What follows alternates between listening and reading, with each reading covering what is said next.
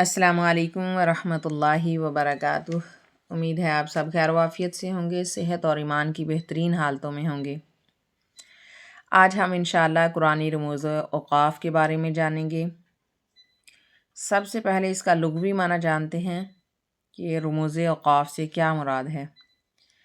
रमूज़ रमज़ की जमा है। रमज़ के मायने हैं अलामतें, निशान या फिर इशारे। औक़ाफ़ वक़्फ़ की जमा है। वक़्फ़ का मायना होता है ठहरना, रुकना, यानी ऐसी अलामात जो वक्फ़े को ज़ाहिर करती हैं उन्हें रमूज़ औक़ाफ़ कहते हैं।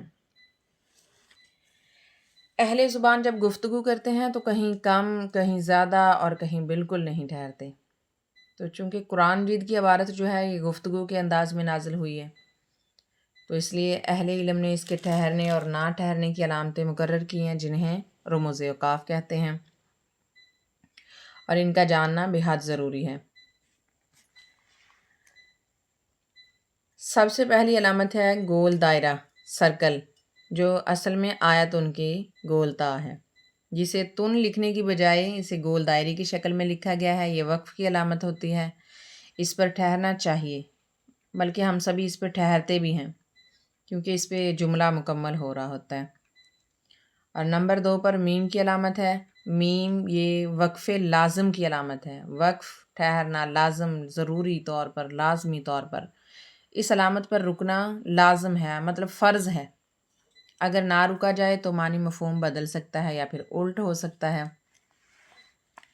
इसलिए इस पर लाज़मी रुकना चाहिए ताकि बात के मानी मफ़हूम दुरुस्त रहें। और अगर ये मीम आयत के अंदर आता है तब भी इस पर रुकना ज़रूरी है, और अगर ये आयत पर गोल सर्कल पर आता है तब भी इस पर ज़रूरी रुकना होता है। नंबर 3 तौ की अलामत, वक्फ़ मुतलक की अलामत। ये छोटी सी तौ लिखी होती है, कभी कभी आयत के ऊपर होती है, बसा औक़ात अंदर भी होती है। वक्फ़ का मानी है रुकना, ठहरना। मुतलक का मानी आज़ाद, यानी आपको इख्तियार है कि आप वक्फ़ करें या ना करें, लेकिन इसमें वक्फ़ करना अफजल है। आप इस पर वक्फ़ करें, सांस ले लें। ये ना मतलब कोमे की तरह है, मतलब बात करने वाला भी बात और बात करना चाह रहा होता है। इस पर वक्फ़ करने से मानी मफ़हूम और ज़्यादा क्लियर हो जाते हैं, लेकिन अगर कोई वक्फ़ ना भी करे तो कोई हर्ज नहीं। बहरहाल रुकना इस पे ज़्यादा बेहतर है।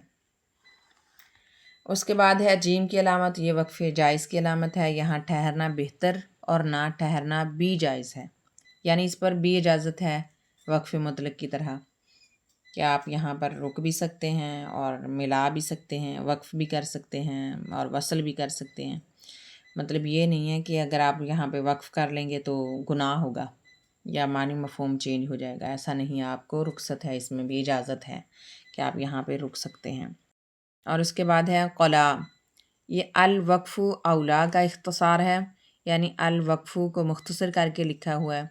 काफ से मुराद अल वक्फ़ और लाम ये से मुराद है औला, यानी यहाँ वक्फ़ करना औला है, अफजल है, बेहतर है कि आप यहाँ पे रुकें। और कफ़ की अलामत पर भी ठहरना चाहिए क्योंकि कफ़ का माना ही ठहरना है।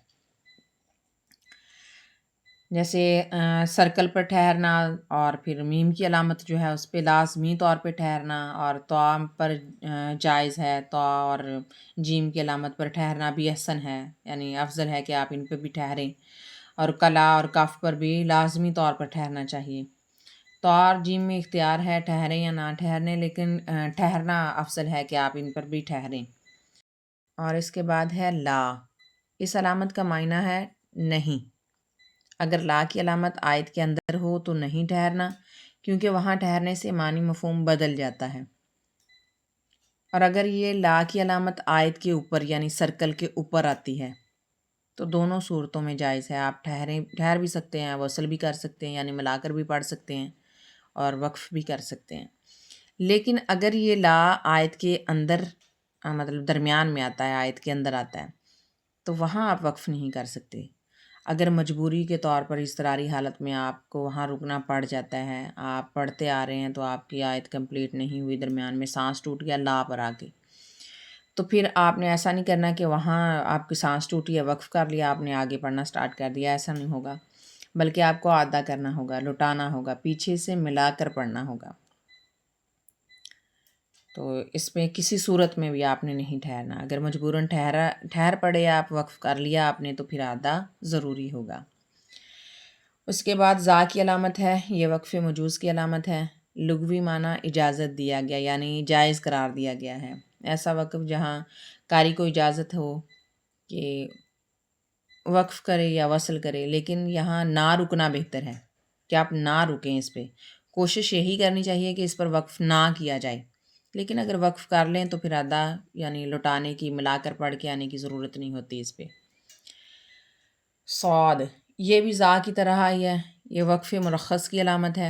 مرخص یعنی رخصت دی گئی، ایسا وقف جس کی اصل میں اجازت نہیں ہے، لیکن اگر آپ کی سانس میں کمی ہے، یعنی سانس اتنی لمبی نہیں ہے، یا پھر کوئی مجبوری کی وجہ سے آپ کو رکنا پڑے، تو اس پہ رکنے کی اجازت ہے، رخصت ہے.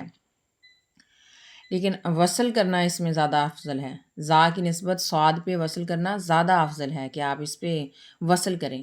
اور بسا اوقات ایسا ہوتا ہے کہ زا اور صاد کی علامات قریب قریب آ جاتی ہیں نا، ایک ہی لائن کے اندر، ایک آیت میں ہی. تو زا پر رکنے کی بجائے آپ صاد پر رکنے کی بجائے زا پر رکیں، صاد پر آپ وصل کریں گے. اور اس کے بعد ہے صلا، یہ الوصل اولا کا مخفف ہے. الوصل اولا کا اختصار ہے. وصل یعنی ملانا اولا افضل ہے. جیسے الوقف اولا کہ وقف کرنا اولا ہے، افضل ہے، اور اسی طرح الوصل ملانا اولا افضل ہے. یعنی سلامت پر بھی ملا کر پڑھیں گے، وصل کر کے پڑھنا بہتر ہے. قاف، یہ قیلہ علیہ الوقف کا خلاصہ ہے، یعنی کچھ قراء، کچھ علماء جو ہیں ان کی رائے ہے کہ قیلہ علیہ وقف، کہ اس پر رکیں، وقف کرنا چاہیے. لیکن اکثریت اس بات پر متفق ہے کہ یہاں ٹھہرنا نہیں چاہیے، وقف نہیں کرنا چاہیے قاف کی علامت پر. صل، یہ قد یوصلہ کی علامت ہے، یہاں کبھی ٹھہرا جاتا ہے اور کبھی نہیں، البتہ ٹھہرنا اس پر بہتر ہے کہ وقف کر لیا جائے.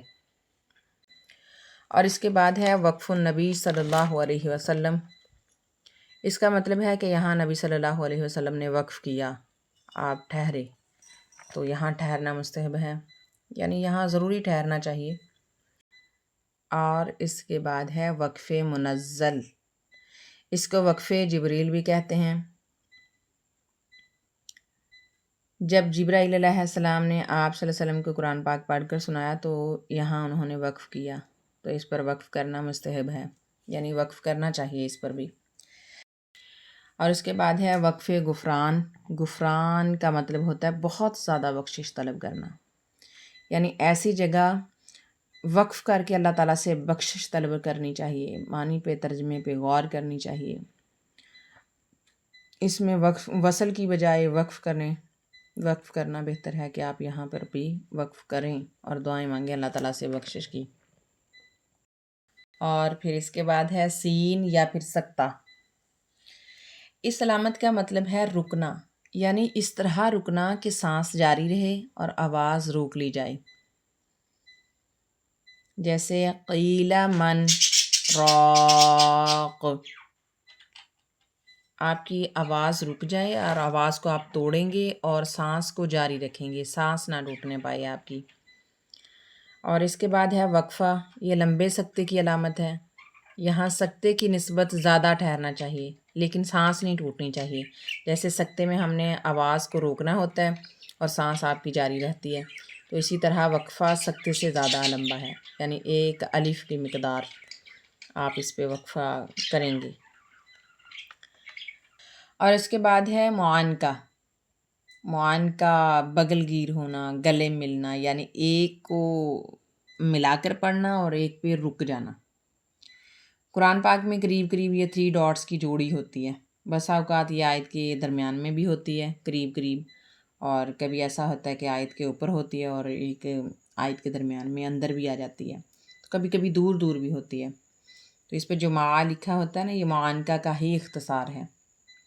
جہاں یہ 3 ڈاٹس والی جوڑی آپ کو نظر آئے تو ان میں سے آپ نے ایک پر رکنا ہے، دونوں میں سے کسی ایک مقام پر رکنا ہے. اگر معانکے کی علامت آیت پر ہو اور آیت کے اندر بھی ہو تو آپ کو اختیار ہے ایک پر آپ ٹھہریں، چاہے آیت والی پہ ٹھہر جائیں چاہے درمیان والی پہ ٹھہرے، اور ایک پہ آپ نے ٹھہرنا ہے، ایک پر آپ نے وصل کرنا ہے۔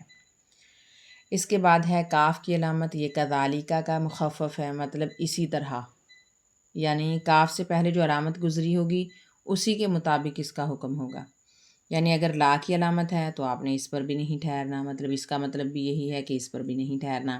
اگر اسی طرح اس سے پہلے کاف سے پہلی علامت جو ہے وہ میم کی گزری ہے، وقف لازم کی ہے، تو اسی طرح میم کی طرح ہم نے اس پر بھی وقف لازمی کرنا ہے۔ اگر طا، جیم، صاد، کلے کوئی بھی علامت گزرتی ہے اس سے پہلی، جو حکم اس سے پہلی علامت کا ہوگا وہی حکم اس کاف کا ہوگا۔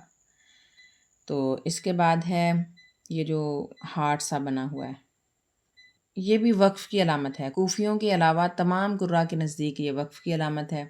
اس پر وقف کر لیا تو اعادہ کرنے کی ضرورت نہیں ہے، تو آپ یہاں پر بھی وقف کر سکتے ہیں۔ تو اس کے بعد ہے ربع، یہ پارے کا چوتھائی حصہ ہے، جیسا کہ آپ سب کو معلوم ہی ہے کہ پارے کے چوتھائی حصہ ہونے کی علامت ہے یہ، اور نصف یہ پارے کے آدھا ہونے کی علامت ہے، اور اسی طرح ثلاثہ یہ پارے کے 3/4 حصہ ہونے کی علامت ہوتی ہے۔ سجدہ قرآن مجید میں دوران تلاوت 15 مقامات پر، آج تک ہم نے تو 14 ہی سنا تھا، تو امام شافعی کے نزدیک 15 مقامات پر سجدہ کرنا مسنون ہے۔ اور اس کے بعد عین، یہ رکوع کی علامت ہے، جس کے اوپر سورت کا رکوع نمبر ہوتا ہے اور نیچے پارے کا رکوع نمبر ہوتا ہے۔ درمیان میں اس رکوع میں جتنی آیات ہوتی ہیں، کل آیات ان کی تعداد درمیان میں لکھی ہوتی ہیں۔ اس کے بعد ہے منزل۔ منزل یعنی سلف صالحین 7 دنوں میں قرآن مجید کو مکمل کرتے تھے، تو ایک دن میں قرآن مجید کی جتنی مقدار میں تلاوت کرتے اسے منزل کہا جاتا ہے۔ تو اس طرح قرآن مجید کی 7 منزلیں بن گئیں۔ تو قرآن مجید کے جو ہر صفحے کے نیچے منزل نمبر لکھا ہوتا ہے نا، وہ اسی کی طرف اشارہ کیا گیا ہے۔ تو جن صورتوں سے یہ منزل شروع ہوتی ہے ان کے پہلے پہلے حرف سے بنائے گئے مجموعے کو فمی بشوکن کہتے ہیں، یعنی پہلا پہلا حرف لیا گیا ہے اس مجموعے میں نا۔ جیسے سورہ فاتحہ سے سورہ المائدہ تک منزل ہوگی، پھر سورہ یونس اور بنی اسرائیل، الشعراء، صفات، اور پھر اس کے بعد سورہ قاف۔ جزاکم اللہ خیرا کثیرا واحسن الجزاء فی الدنیا والآخرہ۔ السلام علیکم ورحمۃ اللہ وبرکاتہ۔